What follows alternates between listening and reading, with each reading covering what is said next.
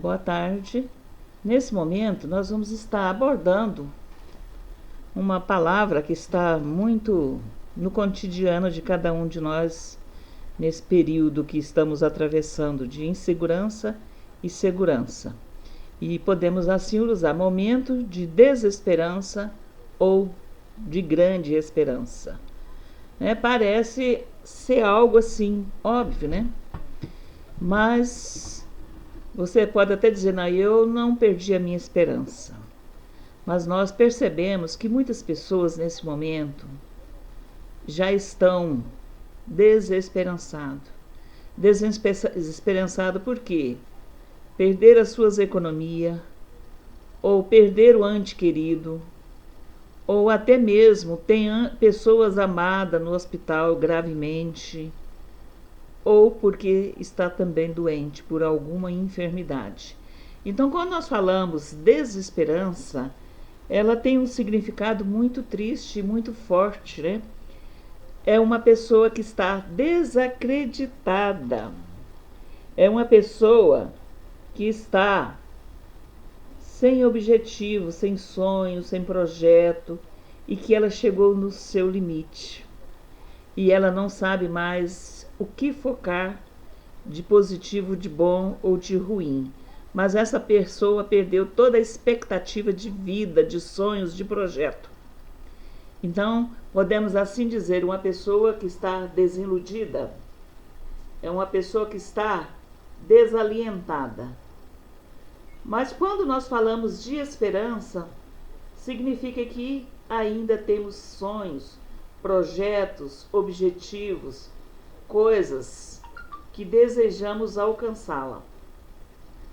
E então são coisas positivas.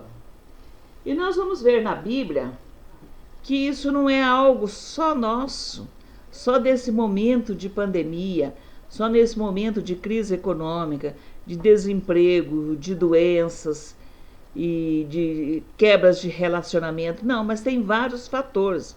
E isso não é uma coisa de hoje, é uma coisa um pouquinho antiga, que muitas pessoas já passaram. E nós vemos homens de Deus, homens da Bíblia, que passaram por esse momento de desistência, de desesperança. Então nós vamos ver o profeta Elias, uma pessoa que quando se sentiu ameaçado, ele teve muito medo. E diz a palavra de Deus que ali em 1 Reis, capítulo 19, versículo 2 e 3, que Jezabel mandou um recado para ele. Um homem que tinha ganhado lutas, tinha vencido uma batalha ali contra os 400 Baal, mas ele, naquele momento, ele ficou desesperançado. Não sabia o que fazer, não sabia como resolver. E muitas das vezes nós não estamos em situações na nossa vida e que nós não sabemos como resolver e nem o que vamos fazer. Então assim Elias se encontrava, né? Então quando nós falamos nessas duas palavras, apontamos para o significado. Essa ausência, falta de esperança, descrença, e Elias estava nesse contexto. Ali naquela situação ele ficou descrente. Descrente das suas habilidades, da sua capacidade, descrença do que Deus poderia fazer na sua vida. Porque não era tudo aquilo que ele tinha feito até o momento, não era ele. E ele sabia disso, que tudo era o projeto de Deus, tudo era a ação de Deus na sua vida. E eu posso perguntar a você, qual tem sido o projeto de Deus na sua vida? Nas lutas que você está enfrentando, nos seus medos, você já tem parado e pensado? Qual é o projeto de Deus na sua luta, nesse momento de enfrentamento, de lutas, de desesperança, onde você não está acreditando mais nas suas habilidades, na capacidade de vencer esse obstáculo? E esqueceu do principal foco, que você não está sozinho, que você está com Jesus, que Ele está com você. E Ele luta por você. Quando nós não temos mais força, é o momento que Ele vem e realiza todo o projeto que foi nos designado. Tudo aquilo que Ele planejou para nós. Então eu posso dizer para você, com muita certeza na palavra de Deus, que Deus tem um projeto na nossa vida. Tem um projeto na sua, na vida dos seus familiares, na sua empresa, no seu emprego, nos seus estudos, seja onde for, Deus tem projetos. E muitas das vezes as lutas vêm para nos ensinar.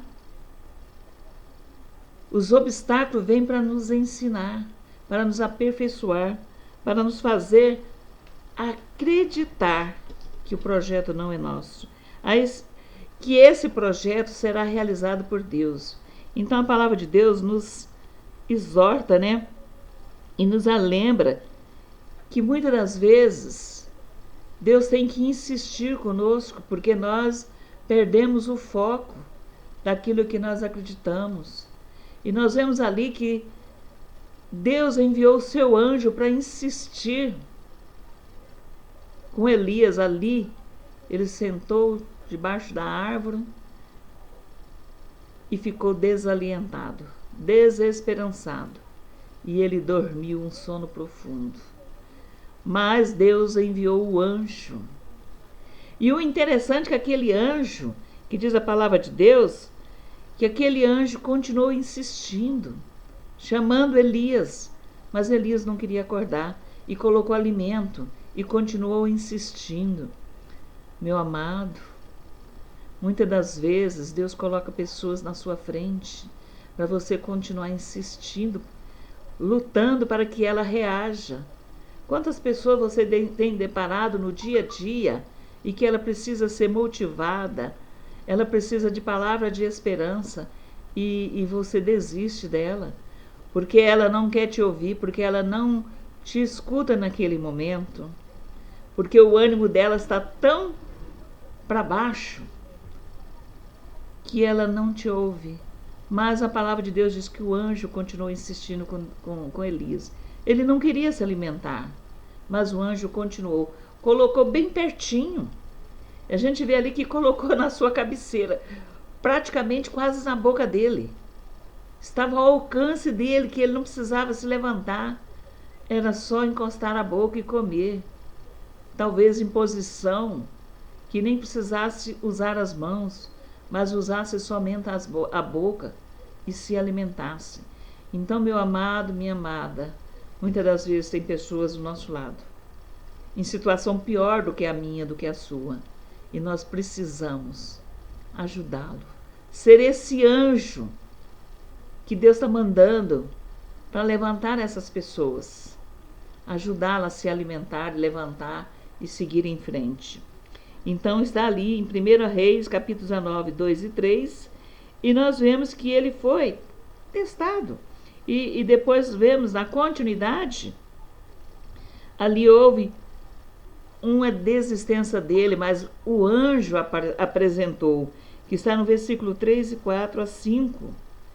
Quantas vezes nós temos que desistir de pessoas que precisam de ajuda?